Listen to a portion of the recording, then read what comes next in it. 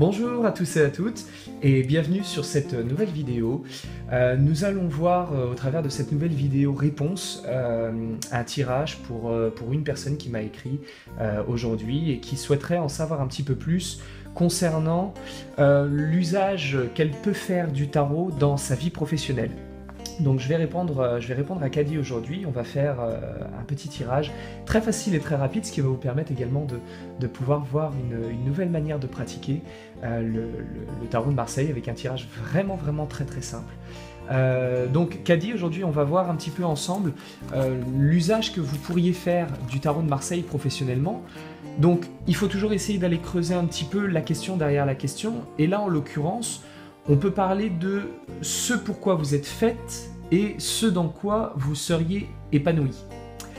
Donc, on va tirer en réalité deux cartes pour voir le positif, c'est-à-dire une première carte pour voir quel usage du tarot vous permettrait d'être vraiment épanoui.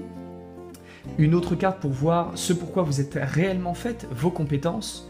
Et une troisième carte pour représenter ce qu'il faudrait surtout pas faire, parce que cela ne vous correspondrait pas, cela ne collerait pas et ne vous permettrait pas d'être dans une situation harmonieuse et épanouissante.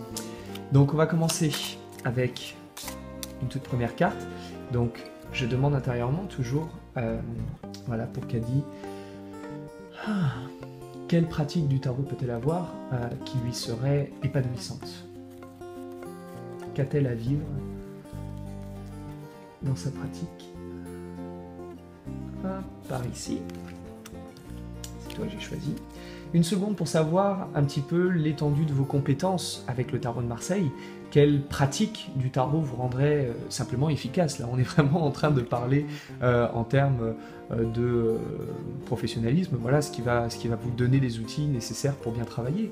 Donc, ce dans quoi vous avez réellement des compétences.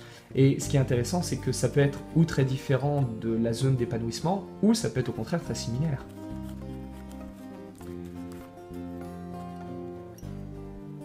Hop, viens par là. Et une dernière pour représenter justement ce qu'il faudrait vraiment pas faire, ce qui serait pas du tout positif pour vous d'avoir comme usage du tarot. Hop, tac, viens par là.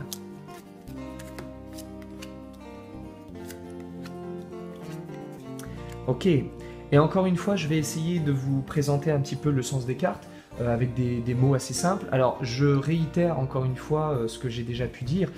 Les significations que je donne à ces cartes ne valent que pour la question que l'on est en train de poser et que pour la forme de tirage que l'on vient d'effectuer. D'accord ? Dans une autre forme de tirage et pour une autre consultation, pour une autre question, dans un autre contexte, la signification changera également.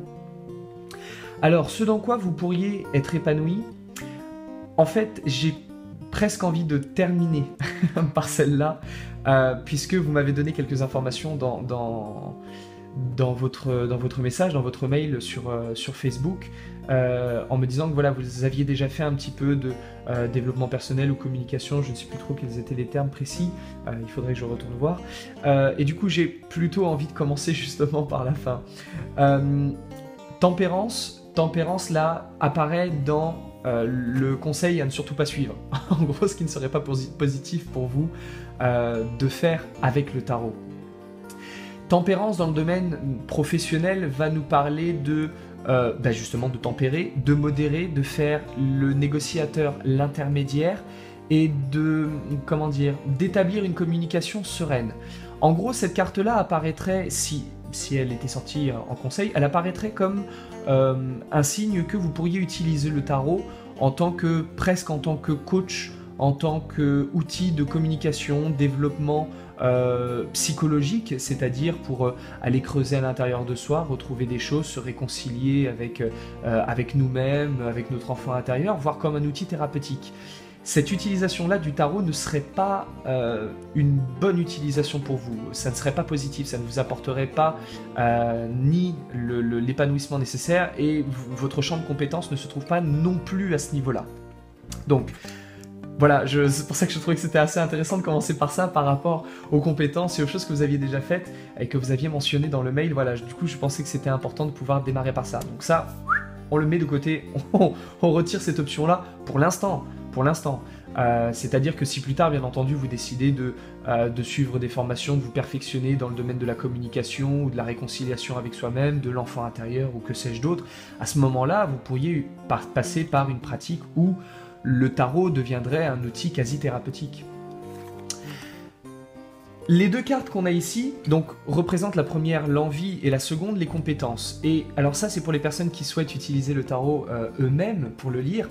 Moi, la première chose que je vous invite à faire, c'est bien entendu regarder le sens d'une carte, puis regarder le sens de l'autre, bien entendu. Et c'est ce qu'on va faire maintenant. Mais aussi et surtout de regarder ce qui les rapproche et ce qui les différencie.